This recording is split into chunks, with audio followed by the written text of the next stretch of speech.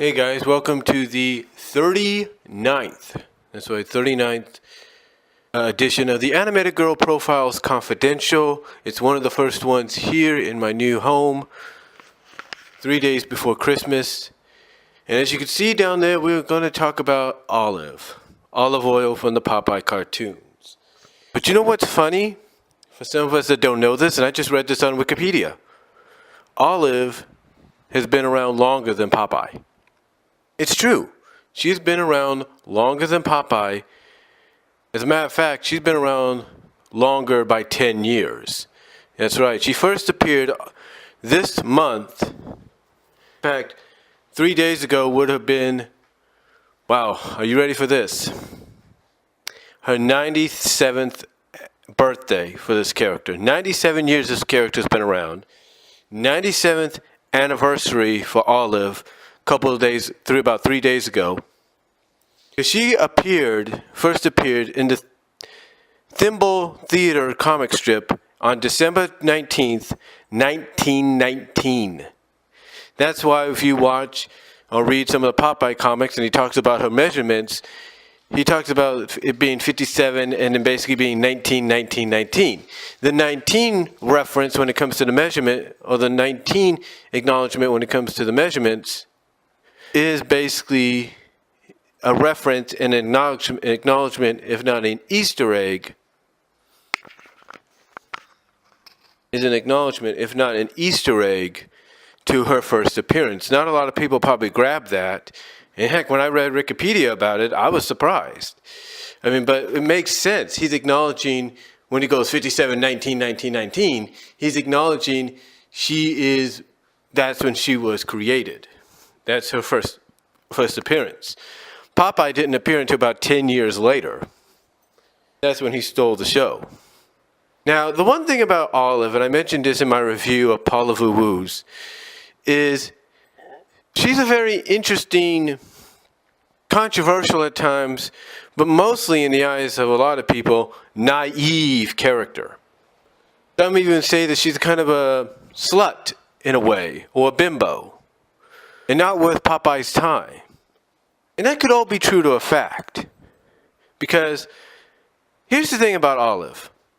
She was obviously created to be that way. Now, the reason a lot of people go against her character sometimes is because of the fact that, as I mentioned, she's naive enough to fall for anything.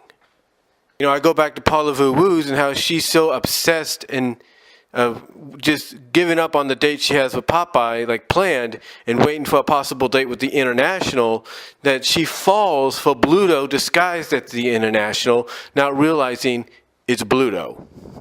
Yeah, she's portrayed to be that naive. Now, she is portrayed at times to be also sort of the voice of reason, or be the one that has to figure things out, come to the rescue of Popeye. Because there have been at times she has eaten the spinach herself, and she's been the one to come to Popeye's rescue just as he has hers. Not as much, but she's had her share of moments. Now, Olive, throughout the years, has appeared in most of all the Popeye cartoons as either mostly the damsel in distress or as the one a few times that has to rescue Popeye. Has done that. Like I said, she's been around for almost 100 years, and she first appeared along with Popeye in the Betty Boop cartoon Popeye the Sailor Man, or Popeye the Sailor. That's when she first appeared, and that's when the formula, in animation form that is when she first appeared in the Betty Boop cartoon Popeye the Sailor.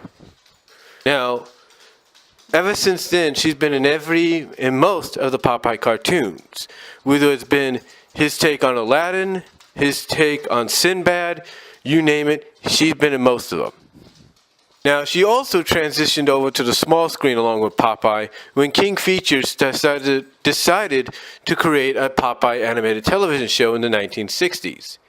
That transitioned to an all-new Popeye cartoon later on, where not only did you have a mixture of classic theatrical Popeye shorts, but you also had some new segments, including one with Popeye and a female goon, if you will, in the army.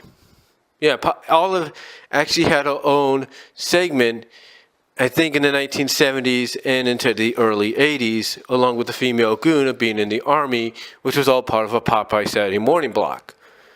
Of course, she also appeared in Popeye and Son, it's indicated here, in which it's shown in Popeye and Son that she is married to Popeye, they have a son, and it goes from there. Now, Shelley Duvall also portrayed Olive in the 1980-81 movie, live-action movie Popeye, and did a good job. So, overall, Olive is a good character, but the one thing about the character's characteristics is the way, like I say, the way she's portrayed. You know, she's portrayed as, like I say, someone that's naive to the fact that Popeye, most of the times, yes, he can be a jerk, yes, he can be insensitive at times, but mostly he knows what he's talking about when it comes to situations. And this is where a lot of fans get frustrated with Olive. They get frustrated with her because it's like, why is Popeye always spending his time with this character when in fact he should just dump her, be done with it. A new character should be created to accept Popeye for who he is and not turn their back on him. It's because it's part of a formula. It's part of a formula that's been around for generations. Take a look at Yogi Bear. Yogi's stick is he always likes to steal picnic baskets, and he's sort of foiled by Ranger Smith at times, but sometimes he comes back and foils Ranger Smith, But then the added premise is he also at times when it calls for it, especially in the movie, Hey There's Yogi Bear, he's being chased, if you will, or possibly courted by Cindy. Cindy wants to settle down. She wants to have a family with Yogi, and Yogi's not ready, and he's doing everything he can to avoid it. It's all part of a formula. Sort of like with Fifi La Fume in Tiny Toons and Pepe Le Pew in Looney Tunes. The formula is always go after the boy skunk in Fifi's case, even if it's a false skunk, or the female skunk in Pepe's case, even if it's a cat like Penelope with a white stripe down her back. And it's always portrayed in that manner. And it's always portrayed in the same way. Different stories, different settings, but same way, because it's the premise. And it's the premise and the plot of the short. And basically the characteristics of the characters. Same with Olive. Olive is portrayed at most times, even though, like I said, she can be, depending on the writer and director, can be written as sensible, reasonable, and have to be the one that takes the spinach and saves the day. Most of the time is written to be naive and gullible. Like she doesn't get it. Like, Popeye may be certain ways. He may do things a certain way. But the message at the end is don't judge somebody by their appearance or by the way they are, accept them for who they are. Don't judge them because, insensitivity or this and that. Accept them for who they are. As long as they have love for you, they care for you, they're there for you, you shouldn't ask for anything more.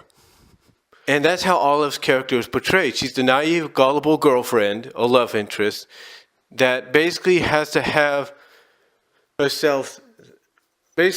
reality, not slapped in front of her, but basically has to have reality come crashing down on her when the moment's presented because she's too naive and gullible to know otherwise. Now, we don't know what she would have been. Now, we don't know if she would have been portrayed the same way in the CGI Popeye movie had that not been canceled by Sony Pictures Animation. We don't know how she was going to be portrayed there. Probably the same, maybe different, we don't know. But the thing is, today, if she was brought back, we know they made some comebacks on Fox with some animated specials and all that.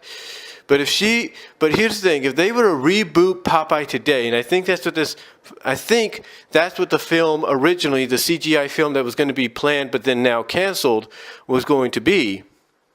If Popeye was rebooted today, there's no doubt in my mind whatsoever that it would have been rebooted to a point that Olive would have been portrayed as a more sensible, more realistic, more, maybe a bit naive and gullible, but more of, hey, I know this is wrong.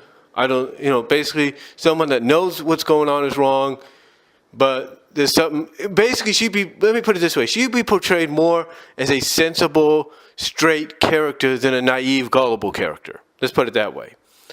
I mean, yeah, she still have that naive and gullibleness from the past incarnations, but the more straightforward of, hey, maybe I should think about what Popeye's saying kind of deal, I think would have been incorporated. Overall, it's hard to believe it's almost been 100 years since her creation, and, I don't know what Paramount or King Features, whoever owns the rights to Popeye and Olive are going to do, but I can say this. Hopefully they'll have something planned and in store for the character and for those associated with her, like Popeye, within the next couple of years, because it's going to be 100 years since she debuted. I want to do something for that character to celebrate her existence, her debut almost 100 years ago. Now, another fun fact before I end this, Olive actually was supposed to appear with Popeye in Who Framed Roger Rabbit. Yeah, they were supposed to make some kind of cameo appearance. I don't know if it's the end, in the middle, we don't know. But apparently they couldn't obtain the rights to the characters to make that happen. So, yeah. They would have been in Who Framed Roger Rabbit had the rights been obtained for that. But anyway, that's basically all I have to say about the character of Olive Oyl. Let me know what you guys think. Thank you for watching, and I will be back with the 40th edition of the Animated Girls Profiles Confidential.